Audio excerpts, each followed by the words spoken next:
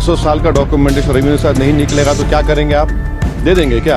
भारत में जो कानून है ना वो किसी को रोकता नहीं है। दूसरे गुरुद्वारा प्रबंधक कमेटी में इजाजत है तो मुसलमानों के वक्फ बोर्ड में क्यों नहीं होगा? ज्वाइंट सेक्रेटरी रैंक ऑफिसर बैठकर रिटायर्ड कलेक्टर के खिलाफ ऑर्डर देगा। कलेक्टर कैसे जज बनेगा?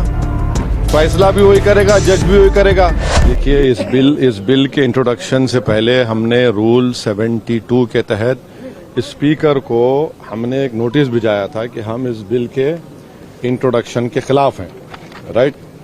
और हमारा मानना यह है कि ये जो बिल है आर्टिकल 14, 15 और 25 का उसके प्रिंसिपल्स का वायलेशन करता है। ये बिल बेसिक स्ट्रक्चर जो संविधान का उसका वायलेशन करता है और खास तौर से जुडिशियल इंडिपेंडेंस का और सेपरेशन ऑफ पावर्स का ये वायलेशन करता है। अब इसमें सबसे अहम बात यह है कि जो वक्फ बाय यूजर का सेक्शन 3RI है उसको ये कह रहे हैं कि वक्फ बाय यूजर को हम निकाल देंगे। कैसे निकालेंगे? क्यों निकालेंगे आप इसलिए निकालेंगे ताकि आप जितने मस्जिदों पर RSS का दावा है वो छीनना चाह रहे हैं आप, जितने दरगाहों पर राइट विंग हिंदुत्व ऑर्गेनाइजेशन का दावा है, जैसा अपने मुंबई में हाजी मलंग की दरगाह है, छीनना चाह रहे। वक्फ बाय यूजर का आप निकाल कर बोल रहे हैं कि डॉक्यूमेंटेशन लेकर भाई 400 साल का डॉक्यूमेंटेशन रेवेन्यू से नहीं निकलेगा तो क्या करेंगे आप? दे देंगे क्या? चेंज कर देंगे। ये एक सबसे बड़ा डेंजरस उसमें सेक्शन है। दूसरा उसमें वक्फ अल औलाद का क्लॉज 4 का है।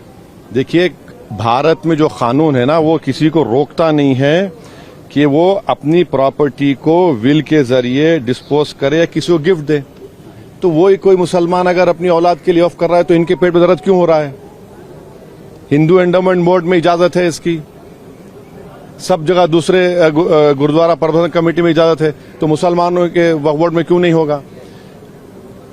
पांचवी बात यह है कि इसमें आप ये कह रहे हैं कि मुसलमान जो 5 साल उसके हो गए इस्लाम कबूल करके तभी वक्फ करेगा। ये फ्रीडम ऑफ रिलीजन का ग्रेव वायलेशन है।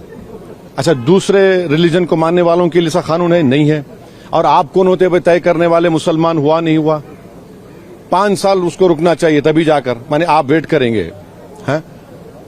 और ये और एक उसमें जो बात जो ऑब्जेक्शनेबल है वो ये है कि अगर कोई सेक्शन 61 में आपने डीएम को बहुत पावर्स दे दिए, अब डीएम कोई फैसला करता है वक्फ बोर्ड के खिलाफ, मुझे ट्राइब्यूनल जाना है। अब ट्राइब्यूनल पहले क्या था? एक जज था, डिस्ट्रिक्ट जज, सीनियर सीजे अपॉइंट, और 2 लोग थे। अब कह रहे हैं कि ट्राइब्यूनल में 2 लोग होंगे, रिटायर्ड डिस्ट्रिक्ट जज और एक ऑफिसर होगा। क्या होगा वो? ज्वाइंट सेक्रेटरी रैंक का।